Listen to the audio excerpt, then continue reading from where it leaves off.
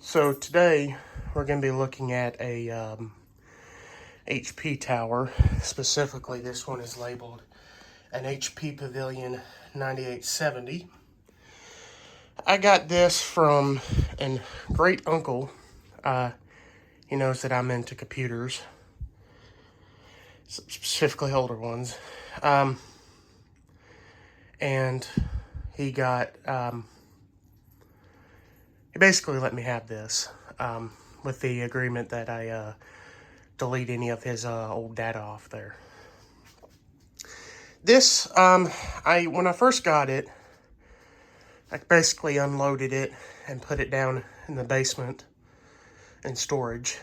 I didn't take too much of a glance on it. So I dug it out just as something to do tonight.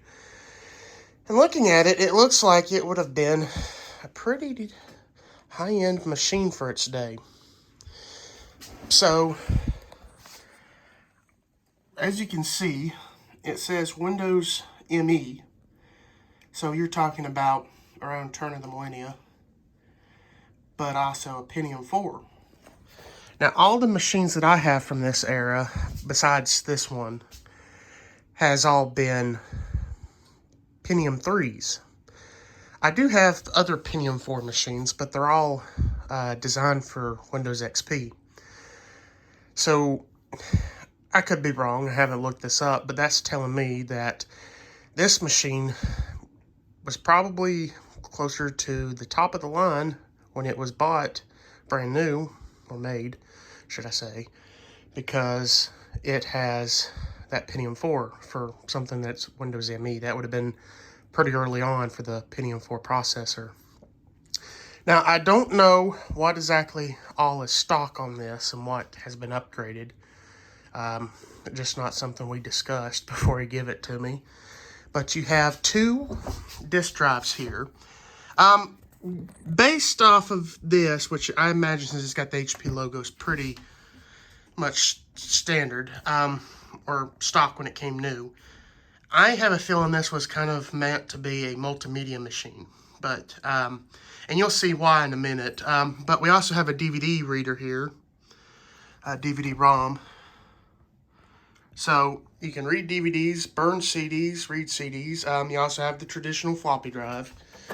No zip drive or anything, but you do have another 5 1/4 and, what is this, 2 1/4 drive bays for upgrades. Now come down here, and this is going to let you know, or reason why I think it's a multimedia machine. You got 2 USB, a game port, but not something you often see on PCs. More so on Macs of the time period, like the iMac G3s. All the way to the left, there's a FireWire port, which was real common among Macs. This is my first time seeing it on a PC from this era. I'm sure it was an upgrade at the time. But you come back here, and looking on the inside, it plugs into this card at the bottom, which gives you 2 more FireWire.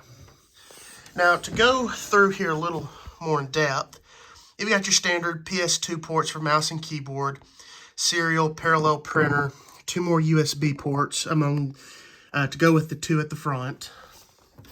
You have a VGA card. It's an Asus card. I can't remember the name off the top of my head of which one it is.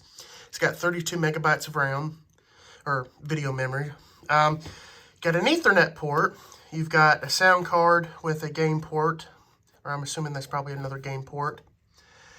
You've got another Ethernet card. I can't tell you why it has 2, it just does. And then you got your modem card. So, scoot this back.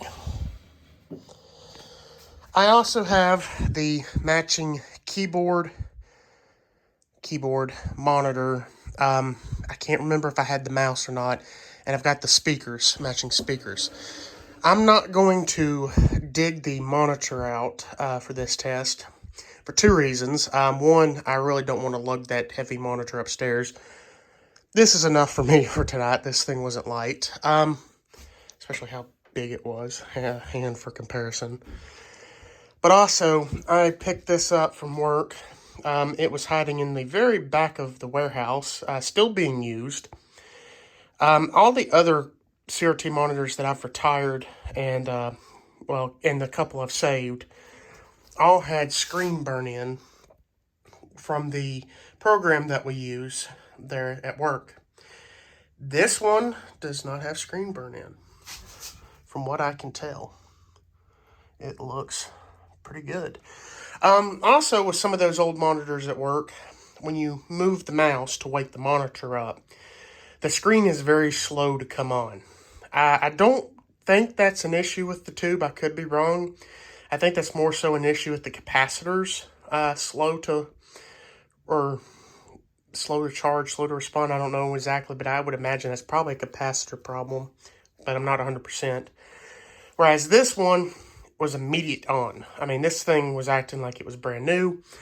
The only thing that has me a little concerned about this monitor is on that machine, or the computer it was hooked up to, you jiggled the cable, or this end of the cable, the socket end of the cable, and the monitor would flicker. I don't know if that's a cable issue or an issue with the port on the computer. Those computers had a rough life. They were more like thin clients, but they had a very rough life. I would not be surprised if it was the port and not the cable, but we are going to find out when we boot this up. That's another reason why I'm using this monitor today. So let me go and get the keyboard, the speakers, and just look to see if I can find the mouse that it came with. If I can't, I'll just go find whatever PS2 or USB mouse I can find, whichever is at the top of the pile. And let's just see what this has. I don't know if it's still on Windows ME, if it was upgraded to Windows XP, I have no idea.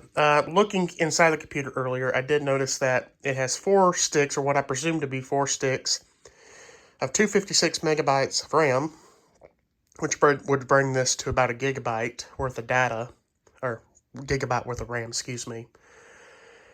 I know for sure 2 of the sticks were 256. I'm just assuming the other 2 are 256, so you have 4 sticks and dual channel, so 1 gigabyte. But anyway, let me go get the rest of it plugged in, set up, and let's see exactly what's on here and what specs it's got. So I've got everything set up now, and before you ask, yes, it is sitting on my kitchen table. I guess you could call that one of the benefits of living by yourself.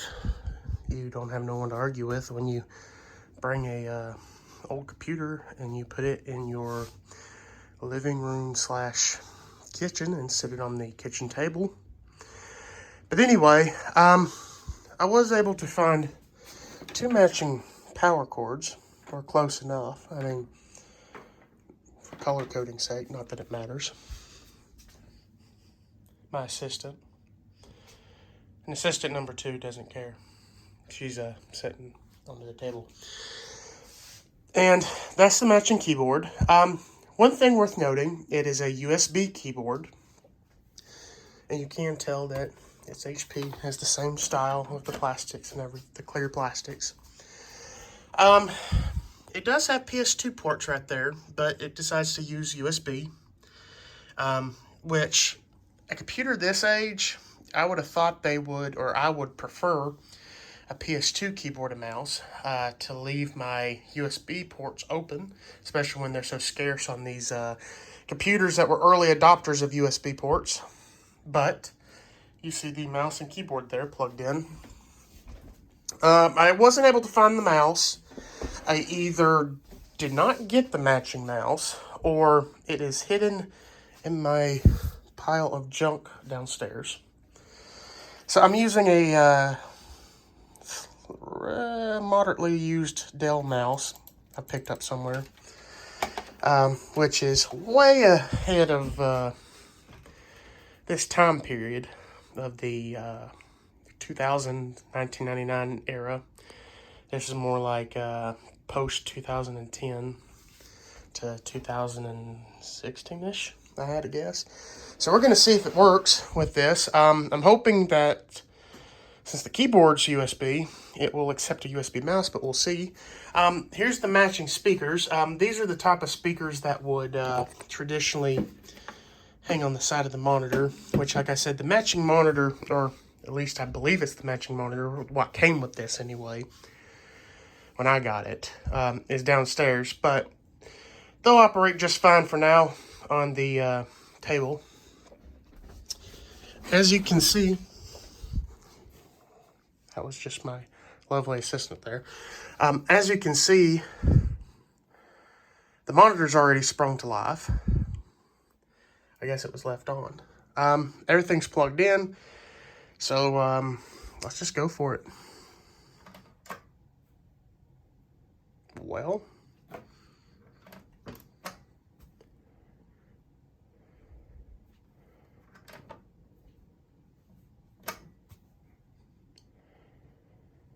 we are off to a fantastic start.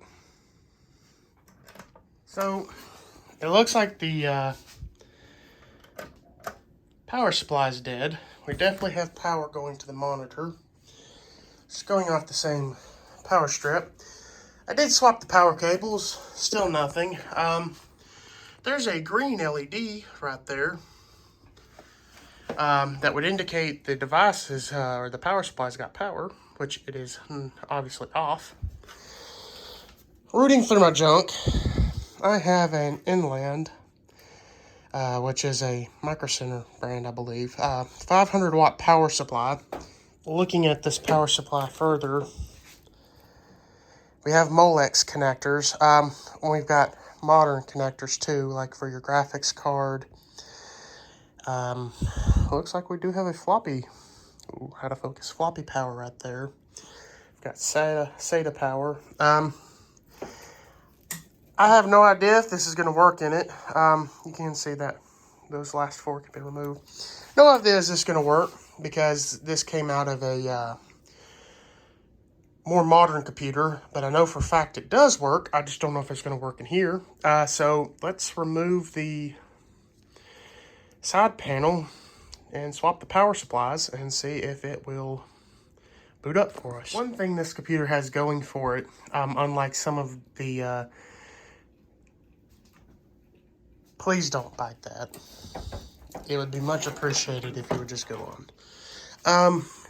Unlike some of the smaller Dell Optiplexes, around the same time, maybe a little later, it uses a standard ATX size power supply. I know in my personal experience, some of those Dell computers use weird, smaller, unique size power supplies, which kind of make it a pain to replace. But this one's using a standard ATX power supply. While we're in here, I thought I'd show you some interesting things about this.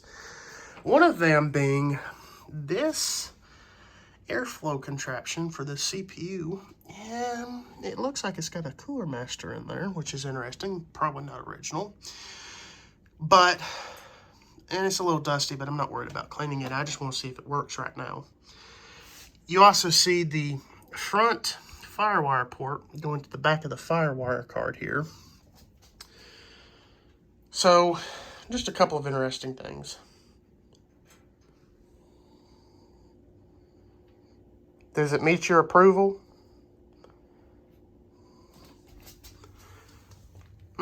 Meet your approval? Let's swap them out, see where it gets us. The only interesting thing so far while taking this all apart is there a fan header coming out of the power supply. And it goes right here. And I know you can't read it, but there's black text next to it that says PS fan. So there is a power supply fan header that is motherboard controlled. I have never seen that before, personally. Usually the power supply handles it itself. But we are going to see if it is okay with nothing being plugged into that. I reckon if it really has a problem with it, I could just plug some fan in there, any old 3-pin fan, but hoping not to have to go that route, but we'll see. So far, we are having success. Fits this custom bracket situation they have going, and fits the screws on the back. Besides the black power supply standing out like a sore thumb among all this silver, looks like it may just work. If it turns out this power supply here works with an older computer such as this, I may or may not see if I can buy me a couple more. Here's the model number. Because with old computers like this, with just as old power supplies, they are probably not going to last all that long.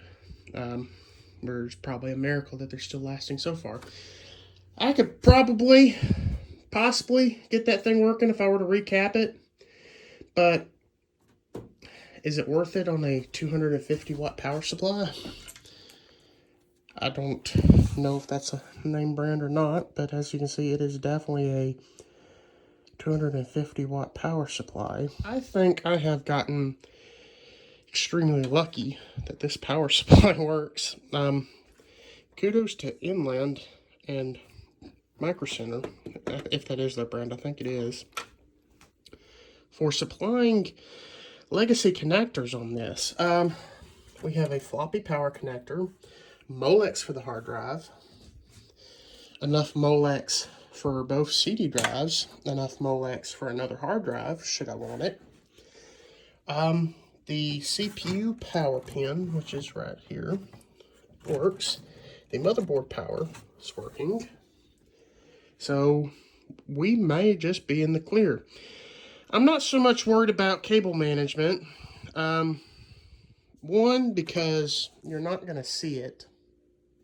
The panel is solid. If this is a one of the new style cases with the glass panel like my main computer in the office, then that'd be different. But also, they don't provide cable management options, really. I mean, the back is solid. That is as much cable management right there as you're going to get.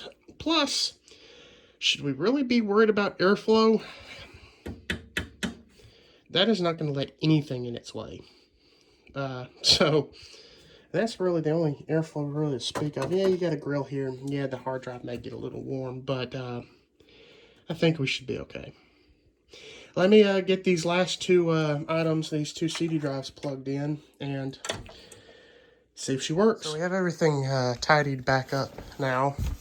Everything plugged in except for the power. I imagine the BIOS battery is dead, but just in case it isn't and it decides to power on upon power being restored, figured I'd record it. Which it did. We have life.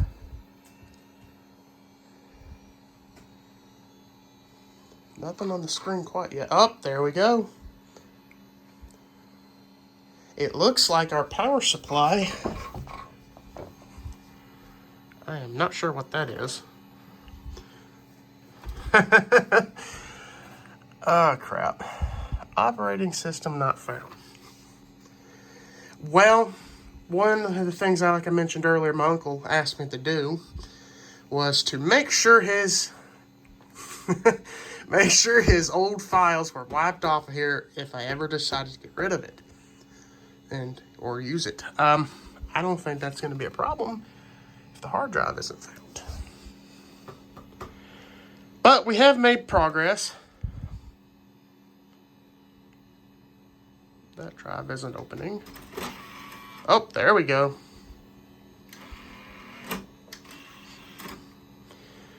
We have made progress. I don't know. Let's see if I can go in the BIOS. You hear that? Oh, that might be the floppy drive. That's fantastic. I cannot go in the BIOS. Let's power this off. I don't know why, I just love the line of these old computers. Just sounds like some airplane coming on or something. See if it'll let us enter the BIOS, just to see if it detects a hard drive.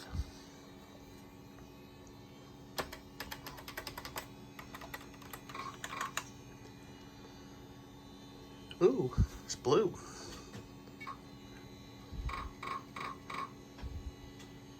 I'm gonna hope that's the floppy drive, but well, shit. I don't guess it's gonna let us go into the BIOS. Let me do a little research on this, see if I can find any documentation for the Pavilion 9870 online, and if nothing else, she's excited. If nothing else, I've got more than enough spare hard drives. So, I guess we will see. After wrestling with this computer to get everything unplugged, but mainly wrestling to get that side panel off. Let me tell you, this side panel is easy to come off. That's a pain in the rear end. And tore the crap out of one of my fingernails. We have the Fireball, Quantum Fireball Plus, 60 gigabyte hard drive. Rest in peace. And I think these were used in Macs at the time, too. I don't know ID hard drives, one from another, per se, but I do recognize the Fireball name. So now we have to go downstairs, scrounge through my box of hard drives, see if we can't find something that still has a little bit of life left in it, and see whether or not we can install Windows ME on here. I have a Windows 98 install disk. I do not, however, have a Windows ME install disk. I'm hoping it doesn't require a booting floppy. I don't know if they were still using that at the time. I do know it checks the floppy drive when it boots up and you press the key on the keyboard. It also checks the CD drive, which I am hoping it will just go off of that, but we'll see. I am down here at the workbench now, where I do soldering and, well, just about anything needed to keep these old computers running. Well, more intensive work anyway. I have my old gaming computer, or my old main computer that I built for gaming down here. That's now my workstation computer, or workbench computer. It's still more than efficient to run modern tasks. It's just I've got a newer system now, so my newer computer does not even have a bay for a disk drive. This one does. So we are going to boot this up and use it to make a Windows Millennium disk. And I hope we won't need a floppy boot disk, but I'm afraid we might, so I'll have to do a little research on that. But now it's just a matter of downloading Windows ME. Well, I am really sort of pulling out all the stops here. I have my old gaming computer there, and on the workbench, downloading Windows ME from the Internet Archive so I can burn it to a disk. I have my Windows XP Optiplex here booting up so I can burn the Windows ME boot disk to a floppy. Kind of funny how it takes two computers here to just get one back to working. And we are going to see if we can't burn the Windows ME boot disk, if I can find it, onto a floppy disk. Copy this over to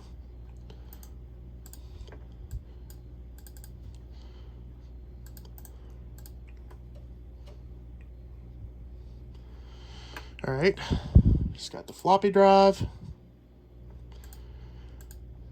we got the boot disk. Let's write.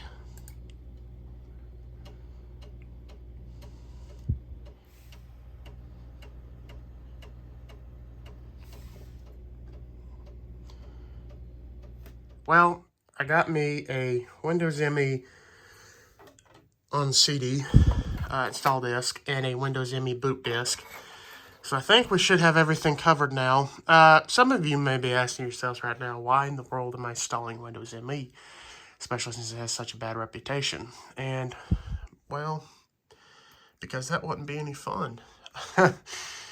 That, and why not? I mean, that's what it originally had. And I do have a Windows ME Compact, but I don't have an HP. And I've already got 2 Windows 98 machines. And I've got another machine downstairs that I eventually want to put Windows 2000 on. So let's do Windows ME on this. All right.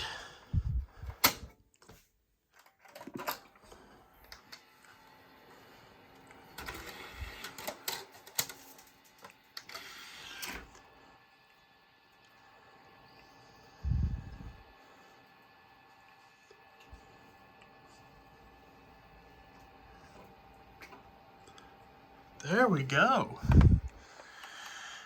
Looks like I didn't even need the floppy drive. Go figure.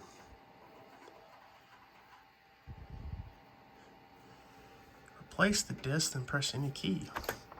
Oh. Let's unboot, take out the floppy disk, see if that makes any difference.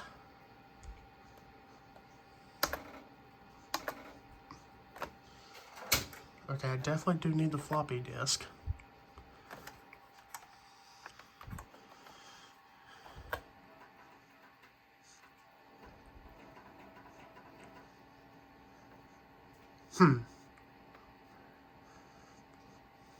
So I finally got to the Windows ME setup from the disk. I had to download a different boot disk. I guess the other one was just for virtual machines, or, well, it just didn't work. So I've got another one here, and now I'm going to actually go through and set up Windows ME finally. Everything seems to be working now. Took me about an hour, but I finally have Windows ME booting.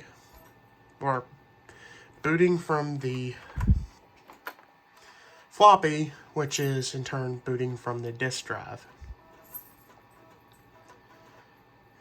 It's going to be a challenge getting drivers for this thing, because I have not been able to find any website online, HP or otherwise, that still has drivers for this. So I am going to have to just, for all those expansion cards that is in here, we are going to just have to find the model numbers off the cards and then do it the old-fashioned way.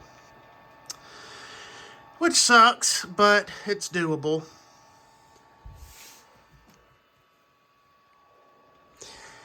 But one step at a time.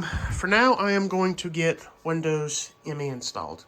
So, after a long, lengthy installation process, finally have Windows ME installed on the Pavilion, what is it, 9870. Another neat thing I discovered was that there's this little hidden compartment up here. I've just got some random stuff stored up here, like a boot disk, but it's actually made to hold CDs, which is unique. But you can also store some other things, just as long as it will close for you. And luckily enough, everything on here pretty much had its drivers installed with the Windows ME installation. For an example, we have the graphics card detected, we have our disk drives Ooh, not this one. This one, the disk drive's detected. We also have our mouse detected. The only thing that's not being detected is the, well, I guess this is just having an issue, yeah. So, I don't know if that's because I don't have nothing plugged in or what, and sorry about the screen. And then one of the Ethernet controllers, but also it looks like one of the controllers is recognized. So, I'm not getting this on the network at the moment. I will fool with that later. It also looks like our audio device is seen, so is our game port. So, especially since I don't have any kind of restore disk for this computer, and there's no drivers online from what I can tell, like on an HP website or anything where you can search by model number. I'm pretty happy with all the drivers that got installed. Now, I don't know exactly what I'm going to do with it from here. I'm probably just going to install some software of the time period, just to show you sound's working. But yeah, just pretty much a vanilla plain Windows ME computer, and, well, time to play around with it.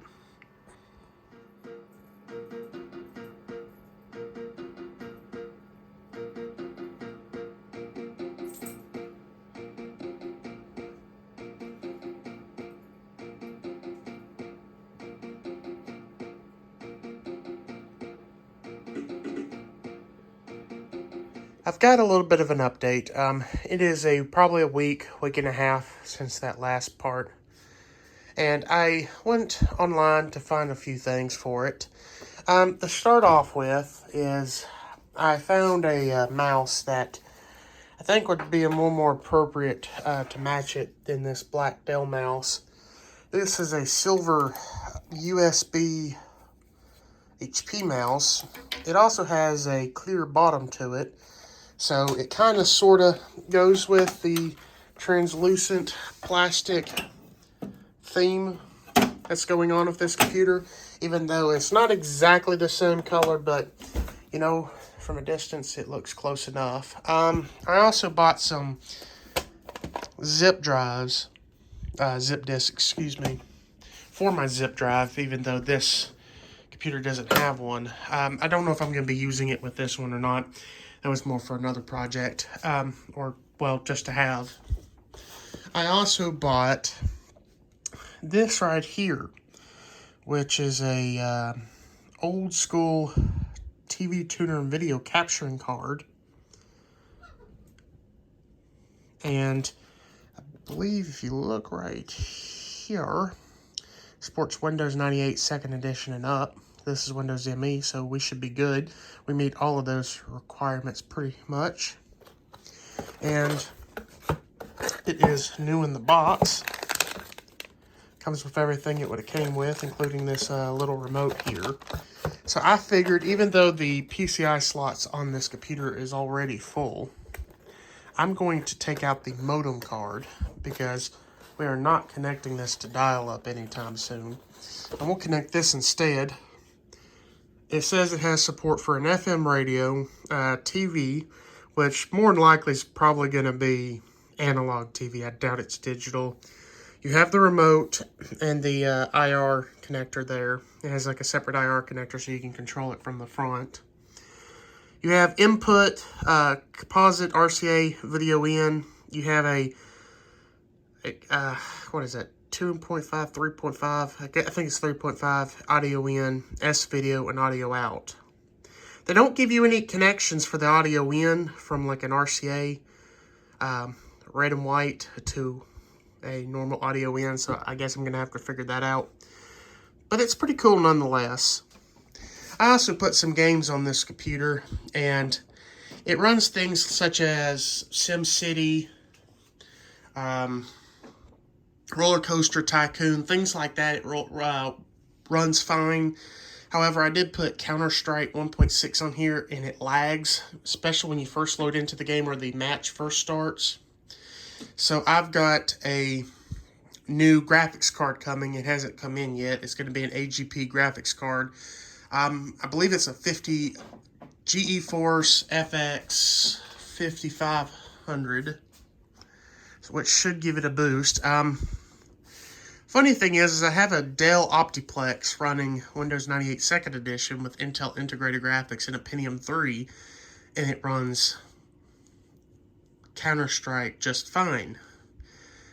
So I don't know what is determining this to be lagging on this computer. It has a Pentium 4 at, I think it was like 1.3 gigahertz, whereas the Pentium 3 downstairs is 600, 700 megahertz, something like that. I don't remember exactly. So the only thing I can guess is the AMD Riva TNT2 in here, 32 megabyte video RAM. It's probably the limiting factor. So I'm going to wait until that new graphics card comes in, install the appropriate drivers, and we'll see if it runs any better. But that's still probably 3 or 4 days out in the mail. So first I'm going to install this video tuner and swap out the mouse and play around with it some. So after a lot of trial and error, I finally got it actually working. And as you can see, we're picking up live television.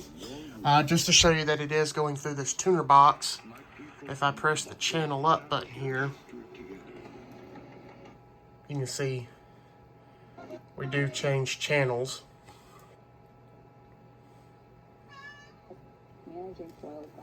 The only thing we got right now is a local public broadcasting station, but it's the only thing I really pick up on the air anymore. I also had to go through the software drivers, the installation that comes on the CD. I had to go through that setup twice. First time, it installed this program called TV Expert, installed the driver for the video capture, but did not install the driver for the FM antenna or the TV tuner. So I rebooted, went through it again, and installed this, which is another application to connect to the tuner and things. So there's two of them on this CD. And it works as well. And then finally, it installed the driver for the FM, a TV tuner card, part of the card right here, because part of it's actually RCA video capture, part of it's this tuner module here. The only other issue I'm having with it is it seems to be mono, even though if I come down here somewhere, let's see, there's somewhere here in the settings I did change it.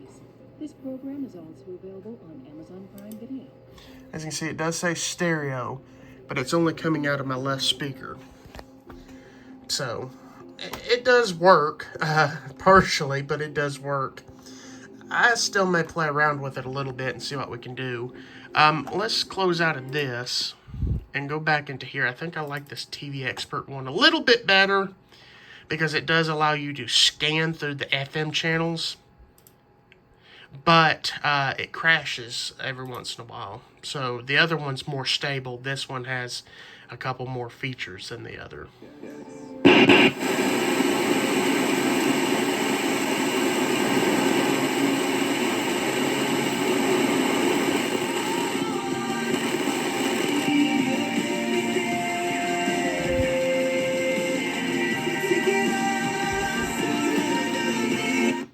Wow, sorry for that loud, sudden noise, but just as a proof of concept that the FM does work.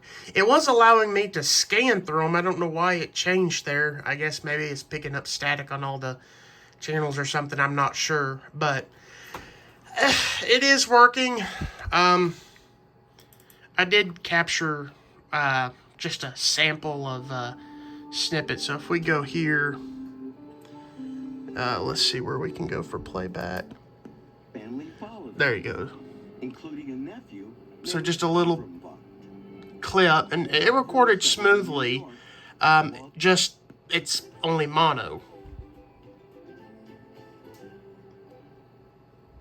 Now it's back to live here. when I tried to record on this TV Expert, it was kind of laggy.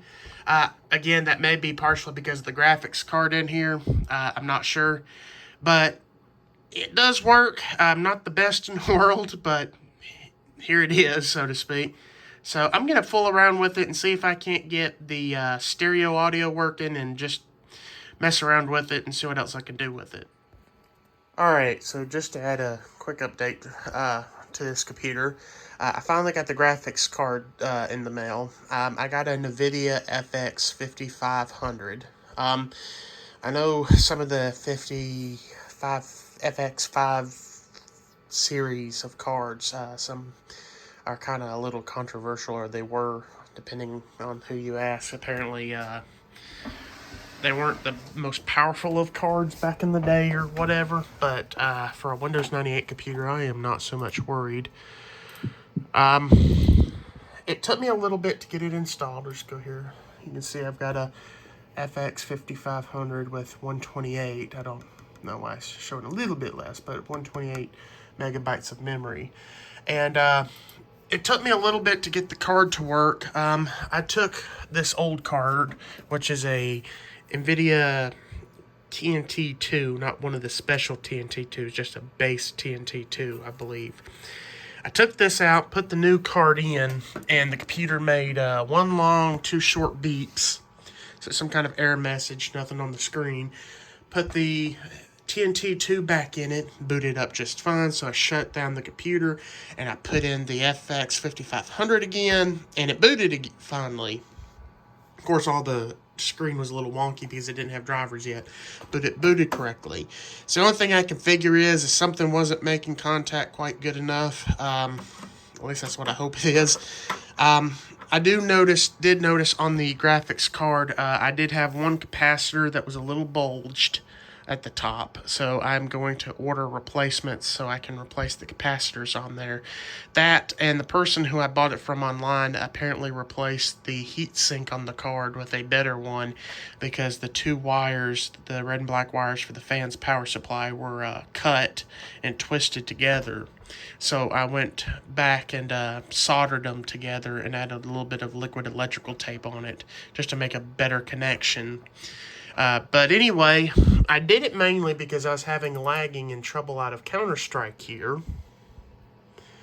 And I couldn't run it in OpenGL. So if we go here to Options, Video, you can see the render now is OpenGL. Got a better resolution. I still don't know why I can't change this. It keeps reverting it back. But if we start up a new game here, it pretty much is, well, it loads quicker, and I have no stuttering at all. As you can see, it automatically goes to a real nice fluid frame rate. So I say I'm pretty happy with this new graphics card. Of course, I'll play with it and test it a little bit more, but it puts a lot more power behind it. So anyway, that's just a little short update on this.